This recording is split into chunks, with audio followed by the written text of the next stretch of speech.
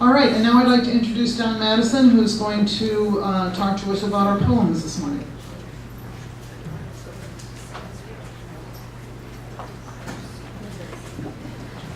Good morning. We have filled all the slots for our readings for today and tomorrow. We have 4 people that are going to be reading for us this morning, and then another 4 for tomorrow morning. I'm going to tell you, give you the names of the 4 people that are going to be reading this morning, so please pay attention so that you'll know this is the order in which you will read. First, I would like to ask Nellie Pereira to come and read with us, or for us, rather, and then following Nellie, I'd like to ask Phoebe Shaw to read her poem, and then following Phoebe, Penelope, and then following Penelope, Jane Honchel. Are all 4 of you here? 1, 2, 3. She's not. She'll be back. She'll be back. Okay. Oh, there she is. Penelope? Okay, so Penelope, you're going to read after Phoebe, okay? So Nellie, would you like to get us started? Thank you.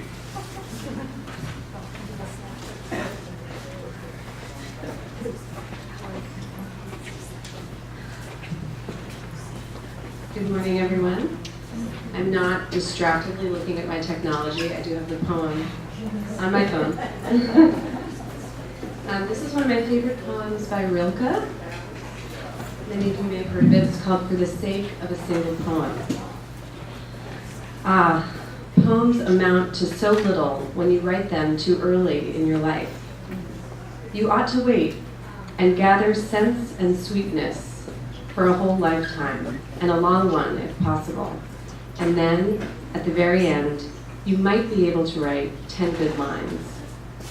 For poems are not, as people think, simply emotions.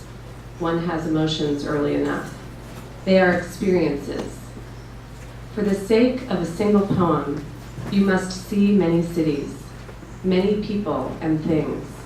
You must understand animals, must feel how birds fly, and know the gesture which small flowers make when they open in the morning. You must be able to think back to streets in unknown neighborhoods, to unexpected encounters, and to partings you had long seen coming. To days of childhood whose mystery is still unexplained, to parents whom you had to hurt when they brought in a joy and you didn't pick it up. It was a joy meant for someone else. To childhood illnesses that began so strangely with so many profound and difficult transformations, to days in quiet, restrained rooms, and to mornings by the sea, to the sea itself, to seas, to nights of travel that rushed along high overhead and went flying with all the stars. And it is still not enough to be able to think of all that. You must have memories of many nights of love, each one different from all the others, memories of women screaming in labor, and of light, pale, sleeping girls who have just given birth and are closing again. But you must also have been beside the dying, must have sat beside the dead in the room with the open window and scattered noises. And it is not yet enough to have memories. You must be able to forget them when they are many, and you must have the immense patience to wait until they return. For the memories themselves are not important. Only when they have changed into our very blood, into glance and gesture and are nameless, no longer to be distinguished from ourselves, only then can it happen that in some very rare hour, the first word of a poem arises in their midst and goes forth from them. Thank you.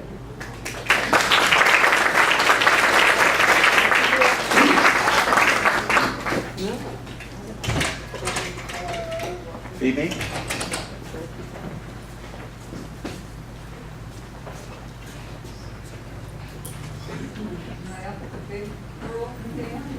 Yeah, come on up here, sit the microphone so we can hear you.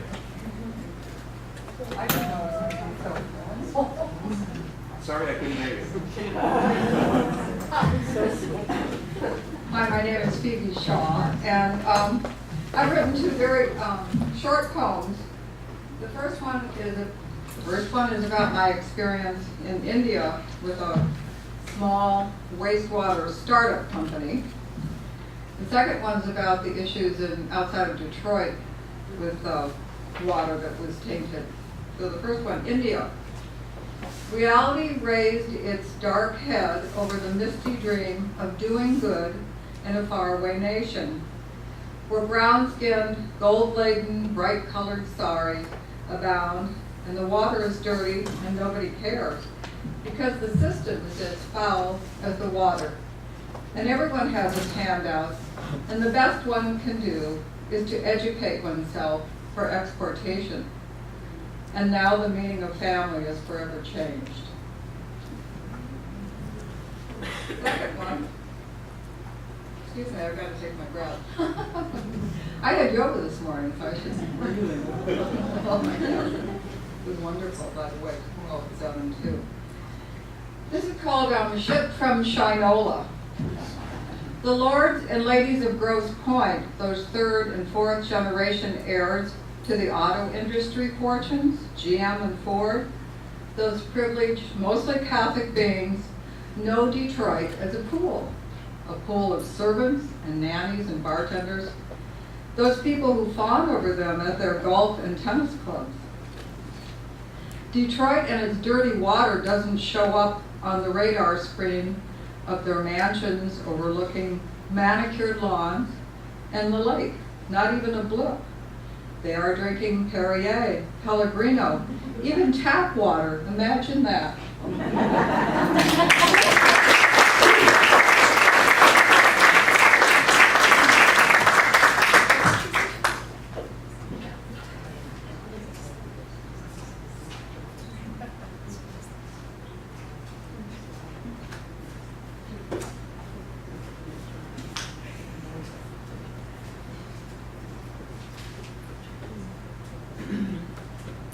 Hi there. My name is Penelope, and I wrote this poem after I got the email inviting us to write the poem about one of the themes of the conference. I didn't have too much trouble writing the poem, but I had a terrible time trying to find a title. So I went to the website and I saw Radical Dreams for a Real World. So I said, oh great, and I typed it in. And then I said, but my poem isn't about radical dreams. So I took that away and said, real dreams. And then I said, no, real is a much too big word. It's even bigger and heavier than radical. So I went back to the website and I saw the word innovation. And I said, that's a word you can hold. It doesn't knock you over, it doesn't demand too much from you because it can be a little innovation or a big one. So this poem is called Innovation. My children are trying to drag me into the 21st century. Daughter-in-law buys me skinny jeans. Son gives me smartphone.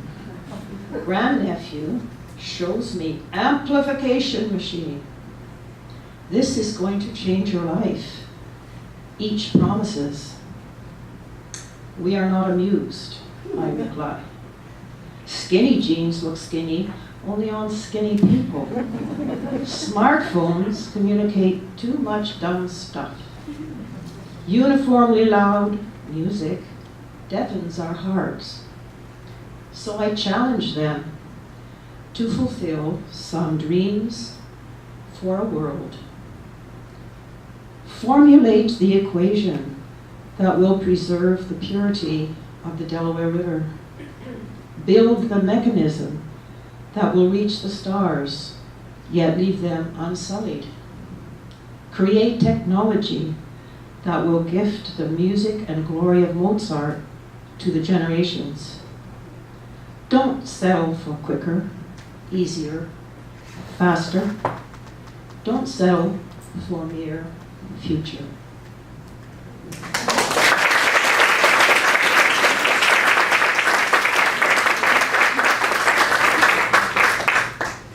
Jane.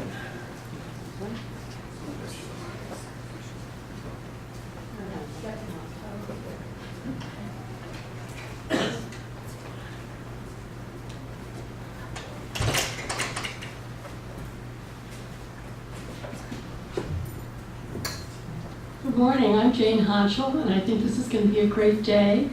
I'm going to read one poem for you. Probably if you're a fan of Lewis Carroll's Alice in Wonderland or the Jabberwocky, you'll recognize some of this. It's called Entering Wonderland. The mother of invention curls her finger, beckoning, says, "Come in, the door is open." So follow directions, uncork the bottle, and slug it down. Let the astonishment of pond frogs transformed to footmen invite you to read a new language in your calico's smile. Discover metaphor's alchemy in flamingo mallets and inspect the shattered egg of tragedy. Allow yourself to celebrate all, from the little chipping sparrow's trill to the stars' magnificent arias. Just throw back your head and sing, "Oh, frabjous day, Callooh, Calais." It's a simple opening wide, this business of drinking in everything, of living in wonder. Thanks.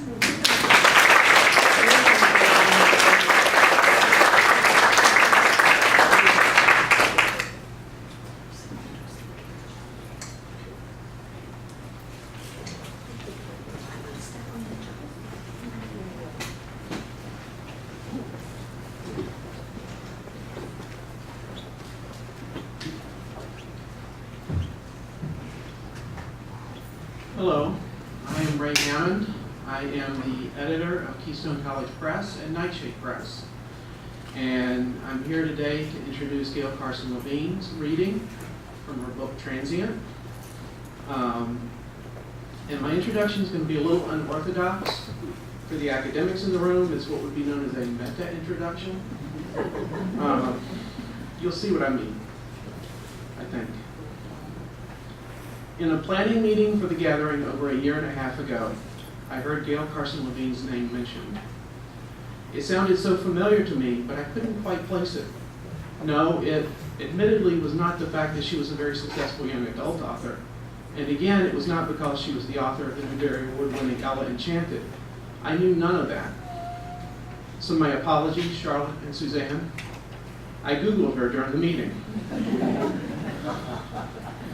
While I was searching, it hit me. Years before, I had published a poem by Gail Carson Levine in the New York Quarterly. The title and the feel of the poem even came back to me in that instant. The title was one simple word, despite. And I remembered the authenticity of the poem and the fact that it had such a subtle, very understated yet poignant bite to it that I did not get on the first reading. But that was why we had published it, and that was why I remembered it. Reading thousands of poems a year, and this will horrify most of you to hear, but it is commonly talked about in editorial circles, you not only don't remember them, you actively try to forget most. That is why this poem was so important. It had stood out enough to be remembered. Soon after that meeting, it came about that Dr. Coppola and I began scheming Keystone College Press and the revival of the college's literary imprint, Nightshade Press. I immediately began researching the history and editorial voice of Nightshade. Nightshade Press was established by Carolyn Page and Roy Zerucki in Detroit, Maine in 1989.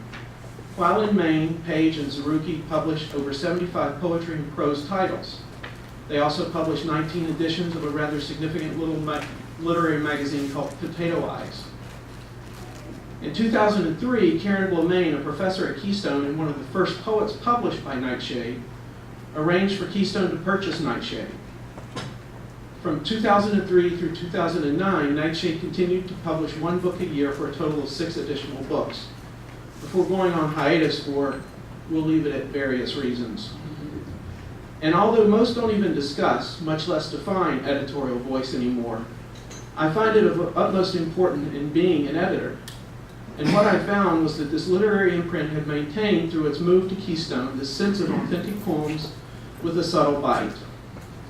I immediately called Suzanne and said, I think I have the first poet for Nightshade.